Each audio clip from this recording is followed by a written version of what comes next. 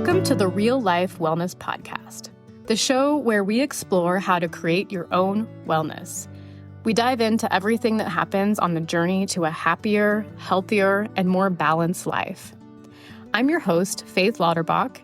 As a registered nurse and a holistic wellness coach, I have a passion for empowering people to create a vision for their life, prioritize themselves, and then live the life they want. So get ready to discover new ways to nourish your body, mind, and spirit. Let's embark on this journey together and make wellness simple.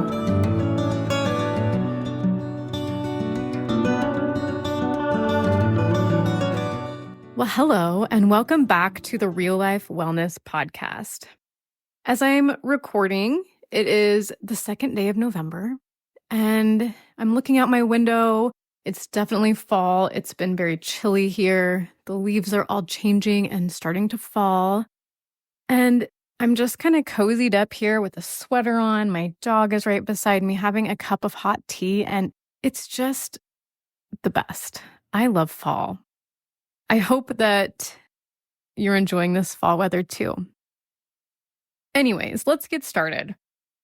Welcome everyone to this 21st episode of the Real Life Wellness Podcast. And in my podcast, in my business in general, I really want to empower you to take charge of your health and wellness through all the different things that I offer, my podcast included. My name's Faith, if you didn't know that already. And we're going to tackle today a challenge that so many of us face. And it's not knowing where to start your health and wellness journey. Or maybe it's not knowing where to restart. Maybe things have kind of fallen to the wayside and you need to restart, but you don't know where to go. This episode will give you some clarity and help you take that first step. So grab your cup of tea, take a deep breath, and let's dive in.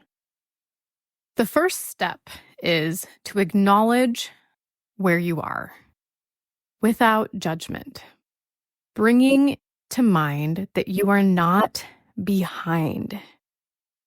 No matter what has happened, you are where you are right now. Accept that, let go of judgment, and embrace whatever life has brought at you right now. We all have different stages and different things. I know that some days I can check off all of the things I wanted to do for my health and wellness. And some days I can't check one thing off. Life happens. But the important piece is this acknowledgement, this awareness to where you are, and saying out loud, I am exactly where I need to be to start making progress. So instead of judging where you are, whether you feel out of shape, emotionally drained, or maybe just stuck in a rut, take a moment to say or write, this is where I am, and this is where I began. Okay, I'm going to say that again because I think it's really empowering. This is where I am, and this is where I begin. There is no shame in needing to have a fresh start, no matter how many times you've done it before. Growth is never linear, and just bringing awareness to this can relieve a lot of the pressure. So I want to share a simple personal story about how I use this in my own life. Last year, I had hit a wall and I had completely stopped working out. I felt shameful and wondered how I could even call myself a health and wellness coach. I know better, quote unquote. There was a lot of judgment, I'll say. But when I finally took this first step of acknowledging it and releasing that judgment and just saying, this is where I am and this is where I began, I was ready to make a change and it felt right. This is where I am and this is where I began. Step 2 is to start small. Find one easy win. One of the biggest roadblocks is overthinking. Should you change your diet, join a gym, meditate?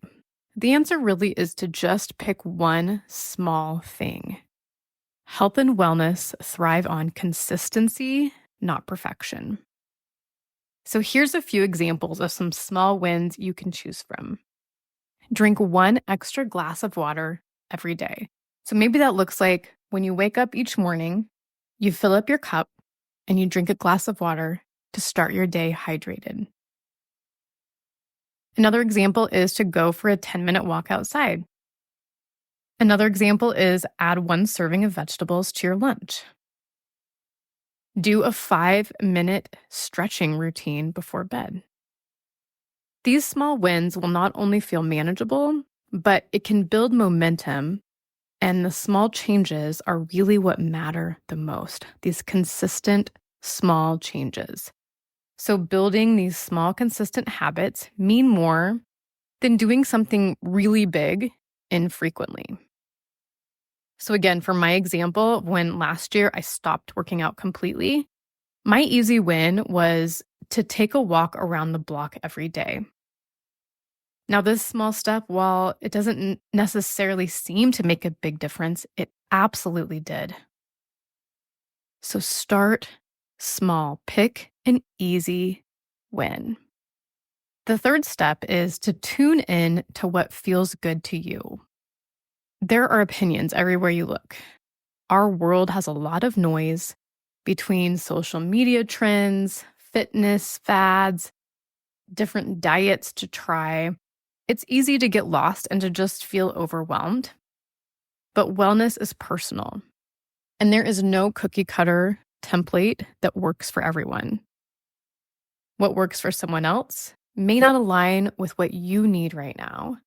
And just because someone on social media is doing the newest fad diet or taking a certain supplement that's magical, it doesn't mean that that's the way for you. So ask yourself, what activity brings me joy or calm? How does my body feel when I move, eat, or rest in a certain way? What routines do I naturally feel drawn to? When you align your actions with what feels nourishing for you, your health and wellness will stop feeling like a chore, and it will start becoming more sustainable. And these habits and routines will become more doable in your lives. They will flow better because they will feel right. So for me, during that time, my example that I'm sharing is the walking. It felt right. Going on a walk every day, it felt really, really good. All right. Step 4 is to set gentle and achievable goals. So when we set small goals that are doable in our lives, it helps us to achieve them and it helps them to feel more possible. If our goal is to work out every day for 1 hour or 5 days a week for 1 hour in the gym, and we can't do it one of the days, we feel like we've already failed. So why even try? So think about things that are achievable. Think about things that are possible for you, even on a day when you may not be feeling 100%. And there could be some options, right? Like you could say, I'm going to move my body for 10 minutes every day. And if that feels like possible, even on days that you're not really feeling like 100%, and then you could have a list of movements that you could pick from, whether that's a 10-minute walk, whether that's 10 minutes of yoga or stretching, whether that's a 10-minute HIIT workout you find on YouTube. But making those goals achievable is so important, and also coming at it from a place of compassion for yourself. Because really the key is to build lasting wellness habits that take care of you. When we take care of ourselves, we are more equipped to take care of others. So in my example of taking a walk around the block every day, that felt very achievable for me. And even on a day that things were hectic or crazy or overwhelming, I could still do that. All right. Step number 5 is to focus on how you want to feel. So here's a little mindset shift. Instead of focusing only on what you need to do, right? Like, I need to work out, I need to eat healthy. Focus on how you want to feel. Do you want to feel more energized? Do you want to feel less stressed and more grounded? Do you want to feel strong? Okay. So once you know how you want to feel, it becomes easier to choose the actions that align with that outcome. You could even ask yourself, what would a person who felt energized do? What would a person who felt strong do? What would a person who felt grounded do? Considering then what those things are that you can do to accomplish that feeling. So maybe it's things like to feel more energized, some tasks, some intentional action could be adjusting your bedtime, walking before work for 10 minutes to get in that fresh air, that sunlight in your eyes first thing in the morning, eating a nutrient-dense breakfast. Um, if you want to feel less stressed and more grounded, having scheduled time away from your phone, getting away from notifications, meditating for 10 minutes every morning, delegating a task. You can start to build these intentional tasks and intentional actions that will help you get to how you want to feel instead of the focus being on what you have to do. It can be a nice little way to shift that mindset to help you feel more connected to what you're doing. All right. Step 6 is to give yourself grace and celebrate progress. Progress over perfection. Perfection is not possible. There is not a person that is perfect out there. And progress also isn't always visible right away. So celebrating the little victories. Did you drink more water today? Yay! Did you rest when you needed to? That's awesome. So finding what progress is and celebrating it. So be kind to yourself in this process. If you miss a day or things don't go as planned, it's not about getting everything right all the time. It's about showing up for yourself consistently over time. So give yourself grace and celebrate progress. Step 7 is you don't have to do it alone. The final piece of advice I'll leave you with is that you don't have to figure out everything on your own. Surround yourself with people who support your journey. This could be friends, family, or other professionals like a health coach, a wellness coach, personal trainer. Sometimes having someone to guide you through the ups and downs makes all the difference. And there is no shame in asking for help. Wellness is really a journey and a path traveled on with support. I recently shared in my membership about the importance of a wellness community. And having that wellness community is so important. And it can come from several different places, right? Like for me, my wellness community consisted of my husband. He's a wonderful supporter of me.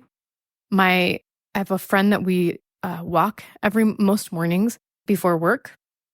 She's been a great wellness community for me because we both were just talking about how we wanted to walk more.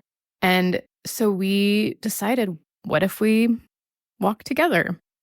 I have a backpacking group that I've been on 2 backpacking trips with. They're a great wellness community for me. I have a supper club who it's not like we're eating like the most healthy foods, but that sense of community and that sense of shared experience over dinner is amazing. And so your wellness community can look like a lot of people, but it's really finding people that are doing what you want to do, that are cheering you on, that are happy for your happiness, sad for your sadness. And I would love to share some options that I have through my business, Real Life Wellness, working one-on-one. So when people work with me one-on-one, it's exactly what it sounds like. One-on-one, we get to work together, build goals, create new routines, habits. It's a co-creative process. So we work together to do that. Then I have a wellness membership, And in my wellness membership, there's several things that happen. I send out a daily email that has a wellness challenge for the day. I have some options to have a live meditation every week on Zoom, a live deep dive into a wellness topic each week. It's a different one. I have office hours where it's not necessarily coaching, but it's more of a collaborative space. We do that via Zoom once a month. I have a book club that we do a personal development book each month, and we meet up for a walk.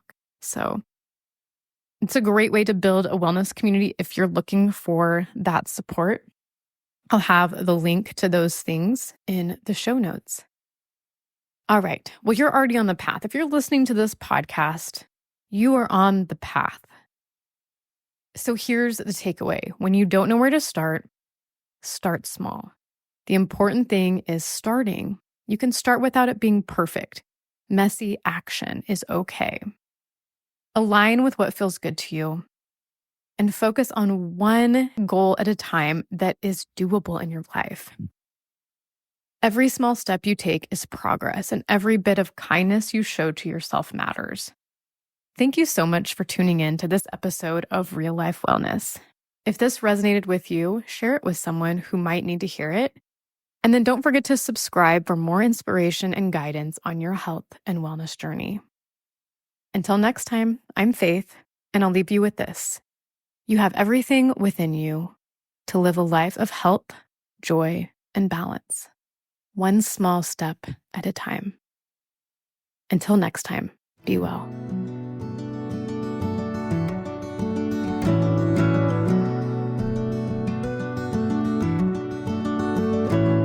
Thank you so much for tuning in today to the Real Life Wellness Podcast.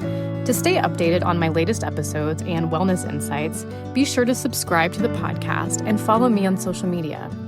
If you have any questions or topics you'd like me to explore, feel free to reach out. I love hearing from you.